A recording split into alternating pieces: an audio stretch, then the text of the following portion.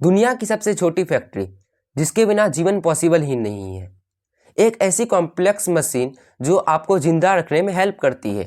लेकिन क्या आप सब इन सबों के बारे में जानते हैं क्या कि इसके अंदर क्या है और साइंस ने इसे डिस्कवर कैसे किया?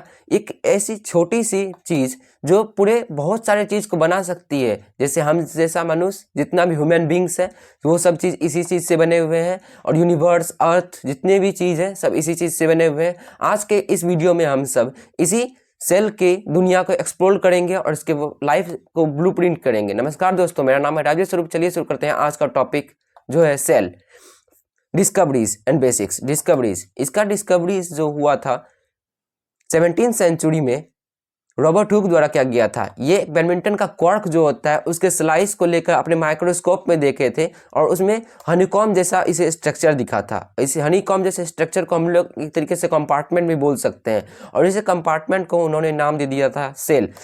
और रिसर्चर्स ये भी बताते हैं कि हमारे बॉडी में एटलीस्ट 30 to 40 ट्रिलियन सेल्स, आप लोग इसे हाईलाइट कर सकते हैं, 30 to 40 ट्रिलियन, जिसे हम लोग काउंट नहीं कर सकते, मतलब इसको हम लोग नेक्ड आई से नहीं देख सकते हैं, तब भी माना जा सकता है कि 30 to 40 ट्रिलियंस ये हमारे बॉडी में ही बस पाए जाते हैं। फैक्ट्रीज और एनालॉग्स, हम लोग जो इन सभी चीज़ों के बारे में देखते हैं, आखिर ये सभी चीज़ वर्क कैसे करता है। अभी तो मैंने डिस्कवरी बताया है और इसके कुछ बेसिक्स बताए थे, और इसका अब हम लोग फैक्ट्रीज और कैसे वर्क करते हैं ऑर्गेनलीज ये बताते हैं।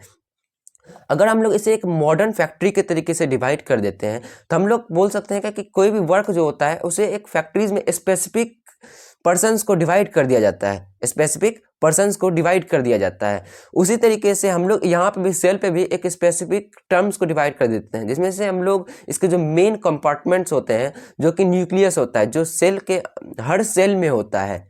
न्यूक्लियस हर सेल में होता है, माइटोकॉन्ड्रिया और cell membrane.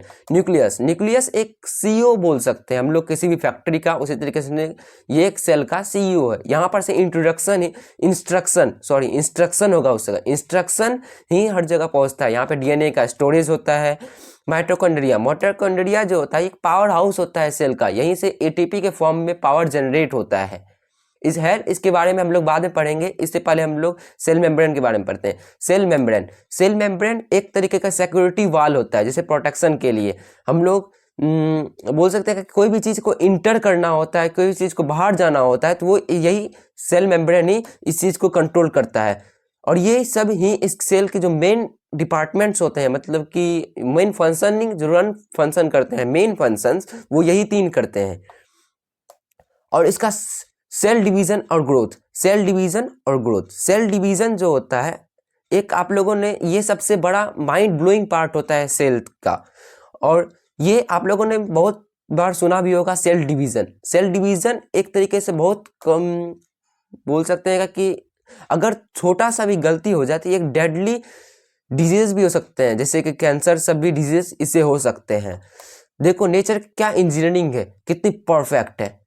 My view point, तो दोस्तों सेल सिर्फ एक बिल्डिंग ब्लॉक्स नहीं, यह एक लाइफ की कॉम्प्लेक्स मेडिकल है। आपका इस टॉपिक से क्या विचार है कमेंट पे जरूर बताएं। वीडियो पसंद आया तो लाइक कीजिए और चैनल को सब्सक्राइब करना मत भूलिए। I will meet you in next video, until then bye.